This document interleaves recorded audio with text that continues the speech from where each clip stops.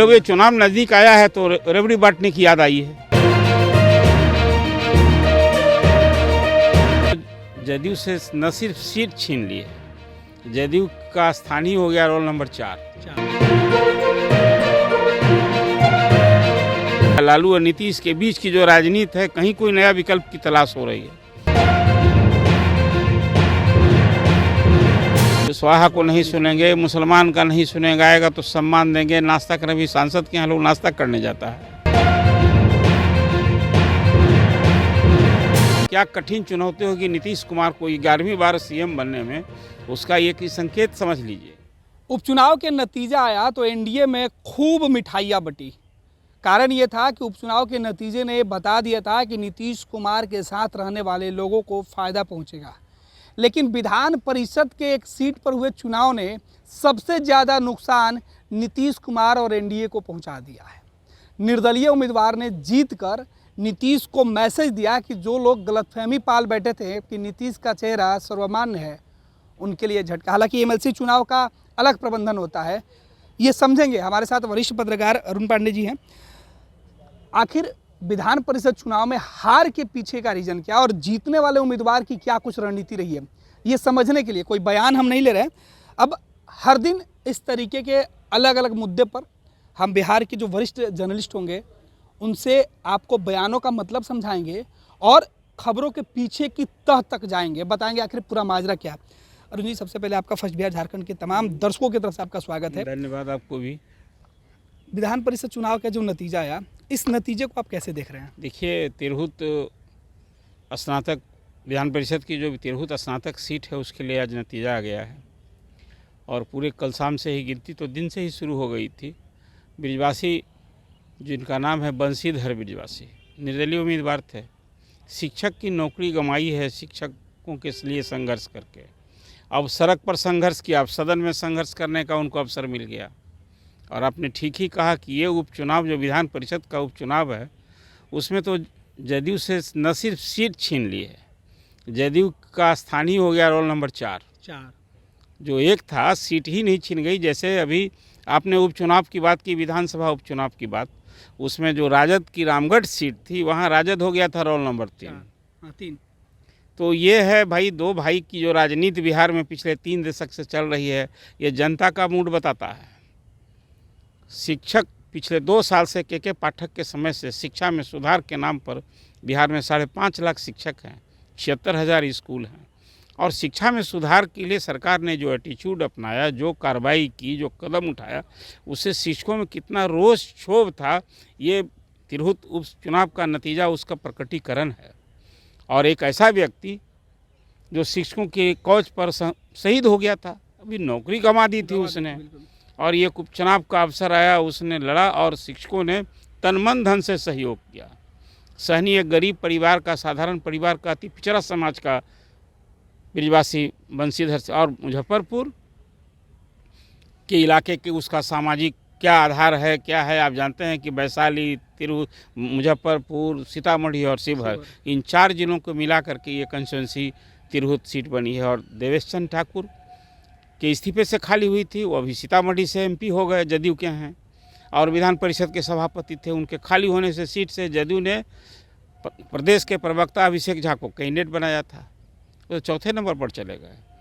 और इस चुनाव में तो जनसुराज ने भी अपनी ताकत दिखाई। बिल्कुल, जनसुराज दूसरे सब ठीक, देखिए दूना मत मिला है विजयी कैंडिडेट को, लेकिन सेकेंड रहा है जनसुराज। ये दिखाता है कि भाई जो उसकी रणनीति है कि भाई जो लालू और नीतीश से उबे लोग हैं, उनके बीच हम जगह बनावें, तो संकेत मिलता है आगे वाले चुनाव में।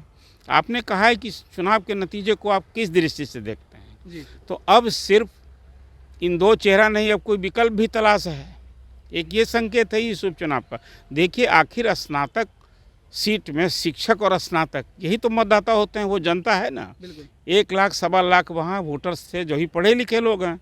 तो शिक्षकों में क्या पल्स है सरकार के प्रति, वो दर्शाता है। शिक्षकों में क्या विपक्ष राजद के प्रति क्या है समझ, ये दर्शाता है। इसलिए तेजस्वी भी अंतिम दिन गए थे, लेकिन अब इस चुनाव को उनका भी कैंडिडेट था, गोपी कृष्ण उनके कैंडिडेट थे, गोपी कृष्ण साहू अब तीसरे स्थान पर रहे। इसलिए ये अभी जो विधान परिषद का चुनाव है, इस सत्तारूढ़ दल के लिए, एनडीए के लिए निश्चित रूप से ये न सिर्फ आईना दिखाया है, आने वाला जो चुनाव होगा नवंबर 2025 में, वो ऐसा नहीं है कि बिल्कुल एक तरफा होने वाला है। क्या कठिन चुनौती होगी नीतीश कुमार को 11वीं बार सीएम बनने में, उसका एक ही संकेत समझ लीजिए।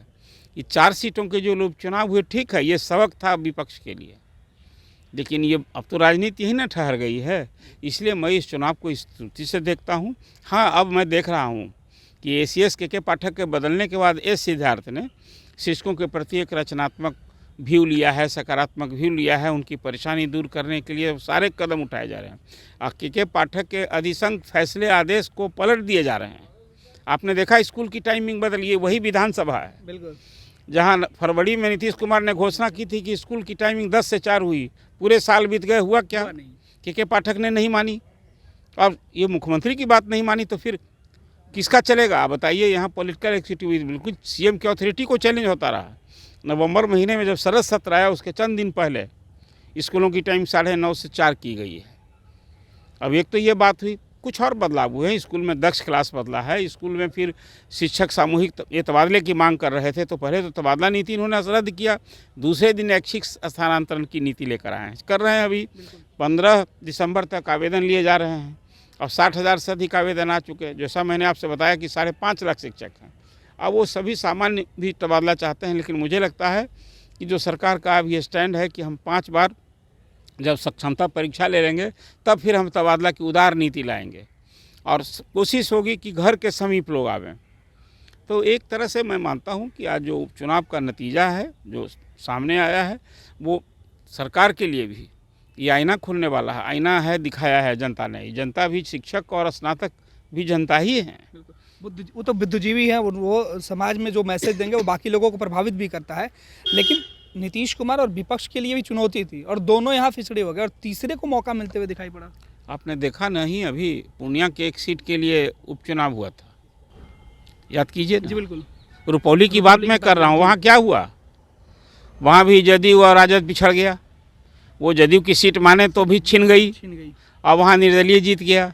ये संकेत क्या देता है? उपचुनाव में किसी सत्तारूढ़ दल की हार, अब विपक्ष को भी जगह नहीं मिले, मतलब है कि जनता कोई विकल्प खोज रही है। ये दोनों के लिए सबक है, मैं मानता हूँ। और अब सही है ना, लालू जी के भी राज को लोगों ने देखा है 10 साल। नीतीश कुमार का भी अब 2 दशक देख लिया है, तो जनता भी कुछ बदलाव की हिमायती दिख रही है। मूड वही बताता है। अभी चुनौती है कि अब जनता का जो पल्स समझें लोग, जनता क्या चाहती है। देखिए, यहाँ रोजी रोजगार, महंगाई, सब कुछ ये एक बड़ी समस्या है। तो अभी तो नौकरी देने की बात की है नीतीश कुमार ने, कि हम चुनाव के पहले 10 लाख नौकरी देंगे। अभी 2,30,000 नियुक्ति विभिन्न विभागों में होने जा रही है। 1,30,000 फिर शिक्षक की वैकेंसी निकलने वाली है। तो नियुक्ति पर जोर है, लेकिन का सब चुनावी साल में हो रहा है। ये विभागों में जो पद खाली थे, ये भरे जाते पहले भरे जाते पिछले 5 साल। हाँ, जब ये चुनाव नज़दीक आया है तो रबड़ी बांटने की याद आई है। अब अभी देख सकते हैं, आपने स्मार्ट प्री मीटर लगा दिया है और उसमें कुछ रियायत देने की बात अब सोची जा रही है। पेन पहले दीजिए तब दवा दीजिए। दारू की दुकान गांव-गांव में खोला दिया, पूर्ण शराबबंदी की जाए तो दारूबंदी की क्या हालत है? एक मैं मानता हूं कि पूर्ण शराबबंदी तो मजाक हो गया है। इसी तरह से अभी आपने शुरू कर दिया लैंड सर्वे का। कितनी जनता में त्राही मची, तो आप फेस सेव के लिए उसको टाइम बढ़ा रहे हैं। आप कीजिए, अच्छे काम करके, आपकी मनसा ध्येय नहीं है, लेकिन टाइम का भी सरकार को ध्यान रखना चाहिए। और फिर आपके कोई काम से यदि जनता परेशान होगी तो कहाँ सबक सिखाएगी? यही अवसर आता है चुनाव का। इसलिए चुनाव का नतीजा ये दर्शाता है कि भाई जनता का क्या मूड है। अब वो काम नहीं चलेगा। लालू और नीतीश के बीच की जो राजनीति है, कहीं कोई नया विकल्प की तलाश हो रही है। हाँ, प्रशांत किशोर के सामने भी यही बड़ी चुनौती है। वो सभी 243 सीट लड़ने की बात कर रहे हैं। वो तो कहते हैं कि भाई नीतीश कुमार को हम ही हटाएंगे और राजद तो मुकाबले में नहीं रहेगा, इसीलिए वो मुसलमान वोट साथ रहे हैं। लेकिन अभी है 11 महीना, देखिए अभी और क्या। लेकिन ये उपचुनाव का नतीजा, ये दोनों जो स्थापित नेता हैं, इन दोनों के लिए कहीं ना कहीं चेतावनी है। जी, कल से जब नतीजे सामने आए थे विधान परिषद चुनाव के, तिरहुत के, वो चौंकाने वाले थे। प्रथम वरीयता में भी लगातार एक ही उम्मीदवार आगे रहा। दूसरी वरीयता में थोड़ा भी आगे पीछे वाली स्थिति नहीं रही, मतलब वहाँ के वोटरों ने पहले से तय कर रखा था, क्योंकि बिल्कुल, आप उस देखिए, चुनाव को काफ़ी करीब से देख रहे थे। मैं कह रहा हूँ ना आपसे, एक तो मैंने बताया कि शिक्षकों का संघर्ष, तो शिक्षक एक ब्रिजवासी ने जिस ढंग से आज बने थे, वहाँ जो संघर्ष किया था और खुद की नौकरी गंवानी पड़ी थी, तो एक बदले का भाव भी था। दूसरा है सामाजिक समीकरण, जो मैंने सब अब देवेश चंद्र ठाकुर जी सांसद चुने जाने के बाद कुछ क्या बयान दिए थे। बिल्कुल, उनका भी एक विवादित बयान सामने एक बयान में आज भी कि हम यादव को नहीं सुनेंगे, कुशवाहा को नहीं सुनेंगे, मुसलमान का नहीं सुनेंगे, आएगा तो सम्मान देंगे, नाश्ता करने भी सांसद के यहाँ लोग नाश्ता करने जाता है। मुझे हैरानी हुई, देवेश चंद्र ठाकुर एक बड़ा संजीदा राजनेता हैं, क्यों और कैसे बयान दिया, नहीं देना चाहिए था। वही पब्लिक लाइफ में रहने वाले व्यक्ति को अपने इसी बयान से विवादास्पद बनता है। आज देख लीजिए, लालू जी का भी एक बयान आ गया है जी। अभी 15 दिसंबर से नीतीश कुमार महिला संवाद कार्यक्रम में निकलने वाले हैं, तो जो बयान आया है मैं दुखद मानता हूं इसको, कि नीतीश कुमार आंख सेकने जाएंगे। इस तरह से बयान से बचना चाहिए। आखिर एक कोई अब तो चुनाव न कैसी कैसी बातें की जाएगी, ये शोभा नहीं देता है। एक तो महिला का भी अपमान है, आपकी दृष्टि भी इसे दर्शाता है। तो कुल मिला जुला कर अब तो राजनीति इसी तरह से होगी। नेताओं को कम से कम बयान देने में एक कहीं बिलो बेल्ट बात नहीं करें, मर्यादा का ख्याल रखें एक दूसरे पर, ये तो बहुत ज़रूरी है। ये चुनाव के नतीजे जो आए हैं, ये सत्ता पक्ष को तो सोचने पर विवश कर दिया है, लेकिन विपक्ष के लिए भी एक नए सिरे से तैयारी का मौका दे रहा है कि आपको अब छन के आना होगा, आप केवल नीतीश को टारगेट करके नहीं आ सकते हैं, लोगों की बातें सुनना समझना होगा। तो निर्दलीय उम्मीदवार तो इसी विकास देखिए, इसमें ये पूरा नतीजा है कि देखिए कोई एक जाति विशेष, एक समूह विशेष की राजनीति करते रहेंगे तो काम नहीं चलने वाला है। सबका साथ, सबका विकास, जो कुछ पार्टियों का नारा है ना, अभी तो तेजस्वी ने कहा A to Z चलेंगे, तो बनिए A to Z, कहने से काम नहीं चलेगा, कहने से काम नहीं चलेगा। और नीतीश कुमार भी जो अब तक चल रहे हैं एनडीए का, अब वो तो एक इमेज बनाए थे कि भाई अति पिछड़ा, लव कुश, और फिर फॉरवर्ड का वोट तो उनको था जो एंटी लालू वोट था।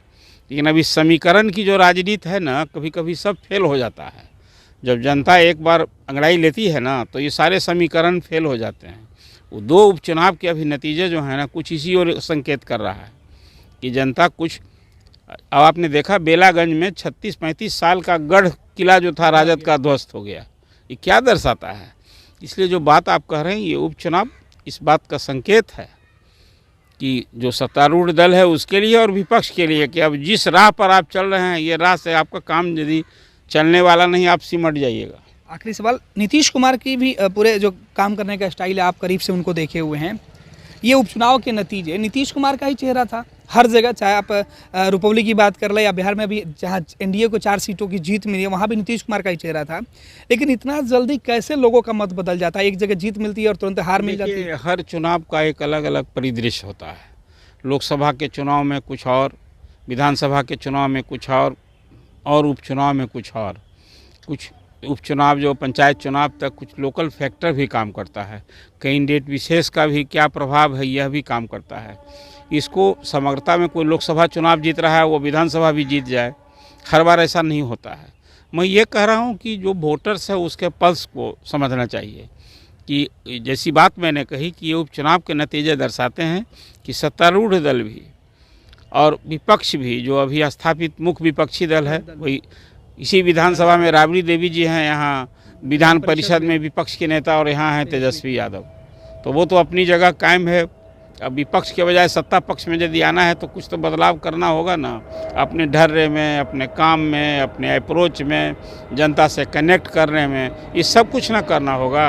अभी तो तेजस्वी संगठन में अभी कार्यकर्ता दर्शन में निकले हैं। पहले भाई, आज भी मैं मानता हूँ कि राजद का जो वोट बैंक है, एक जनाधार है, लालू जी सत्ता में रहें या सत्ता के बाहर रहें, एक राजनीति की धुरी आज में, पूरी राजनीति उन्हीं के इर्द गिर्द घूमती है।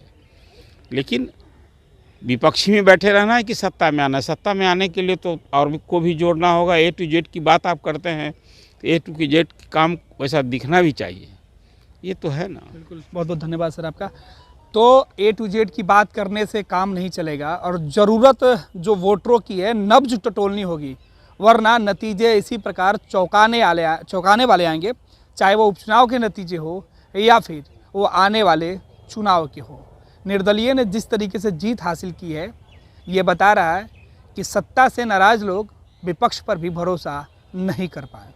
भारतीय जनता पार्टी का सदस्य बनने के लिए 8800002024 पर मिस्ड कॉल करें। निवेदक भारतीय जनता पार्टी बिहार।